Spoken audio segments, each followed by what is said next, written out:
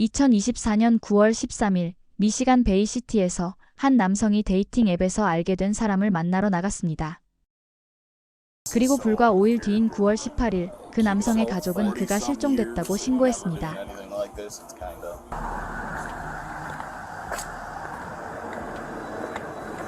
Where's the hand at? Well, hang on. That is real, right? 그리고 같은 날 세기노강 보트 선착장에서 조각난 신체 일부가 있다는 신고가 접수되면서 경찰은 끔찍한 진실과 마주하게 됩니다. 범인은 그의 시신을 잔혹하게 훼손하고 신체 일부를 서로 다른 장소에 버려 숨기려 했습니다.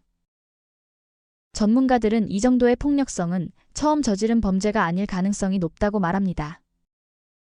경찰은 피해 남성이 마지막으로 접속했던 그라인더 데이팅 앱에서 범인의 흔적을 추적했습니다. 그리고 그 과정에서 모두를 충격에 빠뜨릴 끔찍한 진실이 드러났습니다.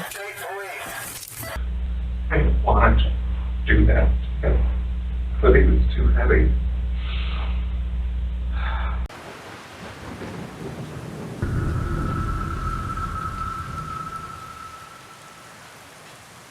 저스티 스틸웰은 베이시티의 어느 중학교에서 일하던 41세의 관리인이었습니다. 그는 데이팅 앱에서 한 남성을 알게 되었고 9월 13일 밤 그 남성의 집으로 간 후 다시는 집에 돌아오지 않았습니다. 9월 18일 그가 출근하지 않자 가족들은 경찰에 실종 신고를 했습니다. 그의 이웃과 형제들에 따르면 이는 매우 이례적인 행동이었습니다. He likes habits, routines. And so he'd go to work, come home, work in the yard a little bit, we'd wave, we'd say hi, and then... This is so out of character. Like keep I the said, hope, but 40-some years and never doing anything like this. It's kind of... 그리고 같은 날 아침 16세 소녀가 보트 선착장에서 물 위에 떠 있는 잘린 발과 팔을 발견했습니다. Looks to be that way. Look at the tissue. I mean, how in the hell does that happen? Someone cuts it off. Where's the hand at? Oh, That does look real.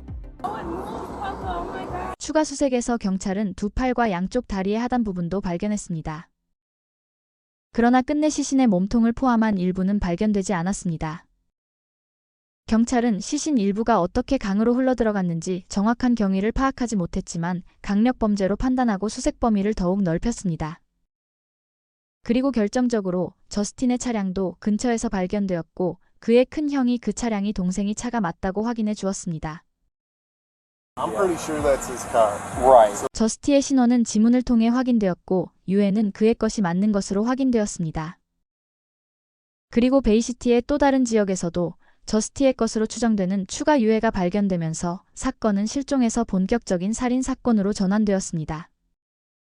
수사팀은 이웃의 CCTV 영상을 확보했고 2024년 9월 14일 저스티가 미시간 베이시티에 있는 자신의 집에서 차를 몰고 나가는 모습을 확인했습니다. 그는 그라인더 데이팅 앱에서 알게 된 보드라는 닉네임을 가진 남성을 만나러 가는 길이었습니다. 수사팀은 저스티 휴대전화의 위치 데이터를 추출하고 그것을 기반으로 보드의 집을 추적했고 그가 베이시티에 거주하는 40세 남성 로버트 트위들리라는 사실을 밝혀냈습니다. 이미 시신이 절단된 상태로 발견된 사건에서 경찰은 그만큼 극도로 위험한 용의자일 가능성이 크다고 판단했습니다. 9월 25일 보통 형사 2명이 가서 체포하는 방식과 달리 경찰은 전술 장비를 갖춘 채 로버트의 집으로 출동했습니다.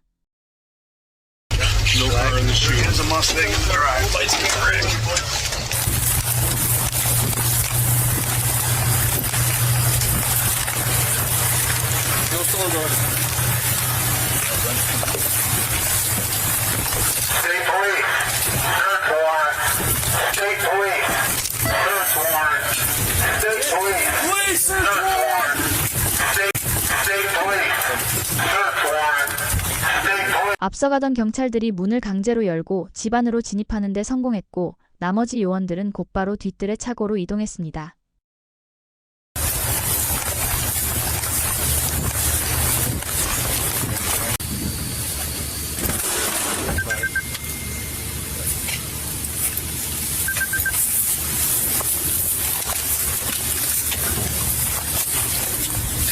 I think we're good all the way back. It's just the Back to stay. yeah, just the basement. Let's just do the basement quick. The upper floor is good. 집안에서는 로버트를 수갑으로 제압한 상태입니다. Bay City neighborhood shaken after their neighbor was arrested in connection with the murder of Justy Stillwell. Tonight marks 1 week since Stillwell's family reported him missing and 1 week since the first of his remains were found near a Bay City boat launch. Raven Blue has more on the shockwaves running through the community. In Bay City all my life. This is unreal. Residents of one neighborhood in disbelief after a Bay City man was arrested in connection with the Justy Stillwell murder. Some of Stillwell's remains were found last week at the boat launch on North Johnson Street, and more were later found at a separate location. Bay City's never seen this. Nope. Hardly any place around has seen this where people did this brutality of cutting somebody up. It's sad. And all I can say is, being here all my life, it hits me hard. Early Wednesday morning, Bay City Public Safety and Michigan State Police executed a search warrant at a home on Elm Street on the west side. They believe there are any other suspects in this case. The 40-year-old suspect is jailed in Bay County. In Bay City, Raven Blue, WNEM TV5. 보도에 따르면 로버트는 이전에도 여러 차례 체포 전과 기록이 있었던 것으로 드러났으며 이는 그의 사건에 불리하게 작용할 것입니다. 그는 체포되어 조사실로 끌려온 뒤 무죄를 주장하거나 부인하려는 시도를 전혀 하지 않았습니다. We have a lot of evidence. We didn't just get a search warrant for your house for no reason, right? And what's going to happen is people are going to look at this down the road, right? And they're going to try to paint you as some kind of a monster. The FBI is wanting to get involved in this because of what happened. They've thrown out things like serial killer and stuff like that. 경찰은 이미 그의 혐의를 확신하고 있었고 로버트는 직접적으로 부인하지도 않았습니다. 대신 그는 심각한 정신적 문제를 겪고 있었으며 그날 밤 기억이 거의 없다고 주장했습니다. I don't know what exactly what happened. A few months ago I called community mental health to admit myself for wanting to commit suicide and hurting others, and nobody would listen. Nobody would give me the help that I needed.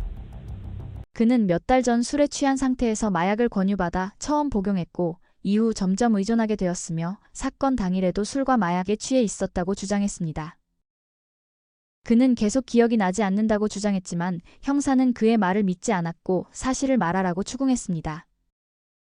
로버트는 결국 사건 당일 저스티가 그의 집에 왔다는 사실, 그리고 두 사람 사이에 과거에도 관계가 있었다는 점은 인정했습니다. Do you remember Justy coming over that night? He came over. He actually came over just to talk, and I'd only known him for a couple months or so. He lent me money for gas. But I paid him back a couple weeks later. He was just a nice person. I don't remember what happened, how anything happened. Because like I said, I blacked out. I had probably 14 beers that night. And I was high, and that was 6 is my limit, so it's double what I usually drink. So I did black out. I don't think this was a premeditated thing. I think this was a heat of the moment thing. What do you think caused the disagreement that made you snap like that? I don't think there was a disagreement. Because he wasn't a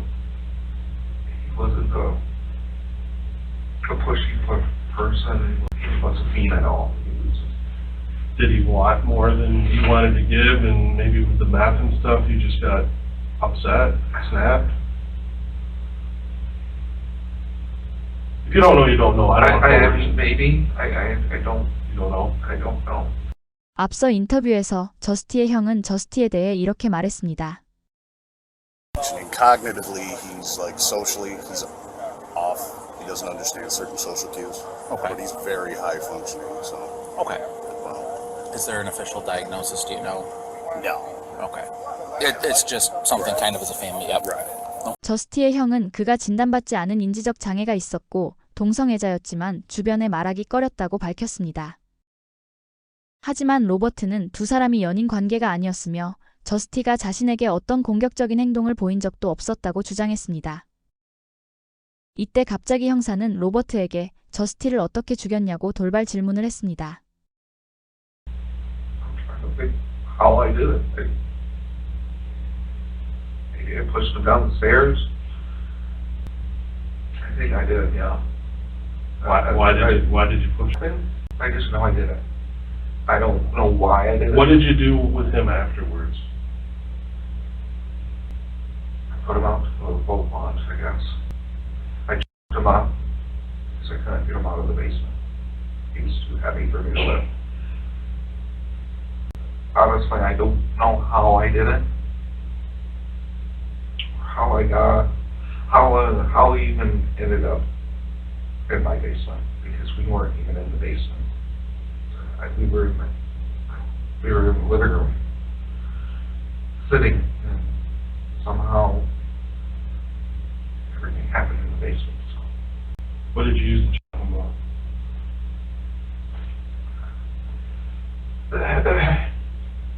Probably Max. Used. Where's the accident now? Gone. Where? I think I burnt that too. And I just thought it was a dream because I woke up on the couch the next day and everything was back to normal. Like the house was clean, you know. So I just thought it was a big old nightmare. And then I saw it on the news and I knew I was going to turn myself in. I just needed. Good. When you say you chopped him up, what do you mean? What did you chop off of him? His arms and his legs and his head. Where did you throw them? I'm out in the field. Out in the field? He didn't deserve it. Where's his torso at? It should all be there. Well, I put them all together. Did you throw him in the river or did you throw him on land? I threw them on land. Can you show us where so we can find his body for his family? Just his arms and legs. And I'd like to get his whole Next to body. the factory. 그는 나중에 실제로 시신 유기 장소로 경찰을 데려갔습니다. 그러나 그는 여전히 왜 그런 끔찍한 범죄를 저질렀는지, 특히 자신에게 잘해줬던 사람에게 왜 그랬는지 설명할 수 없었습니다. I didn't want to do that, but he was too heavy. 로버트는 저스티의 지갑에서 돈을 꺼내 음식을 사고 차에 기름을 넣었고 남은 돈은 시신을 해체하고 유기하는 데 필요한 물품을 사는 데 썼습니다. 그는 9월 14일 월마트에서 밧줄을 구입한 뒤 다음 날 아침 다시 월마트로 가서 도끼와 쓰레기 봉투를 샀습니다. 이후 저스티의 절단된 시신을 세기노강과 보트 런치 주변 지역에 유기한 것으로 확인됐습니다. 로버트는 처음 삽을 사서 시신을 훼손하려고 했는데 실패하자 도끼를 사서 해체했으며 그 후 도구들은 모두 불에 태워서 버렸습니다. 그리고 바닥을 2번이나 꼼꼼하게 걸레질을 했다고 말했습니다. I wouldn't be here if it wasn't the way this country was ran. I begged for help.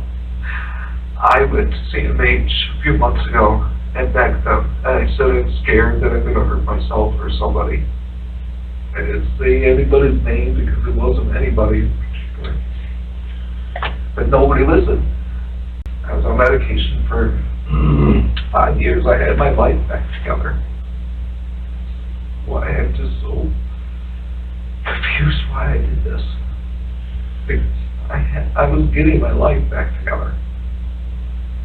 And like I said, I remember bits and parts of it. I don't remember all of that night, but the stuff I do remember, it's horrifying.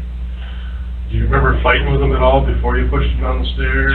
No, actually, the last thing I remember, we were hugging. He gave me a hug because I started crying or something. And that's the only thing, that's all I remember. And then you remember pushing him down the stairs after that?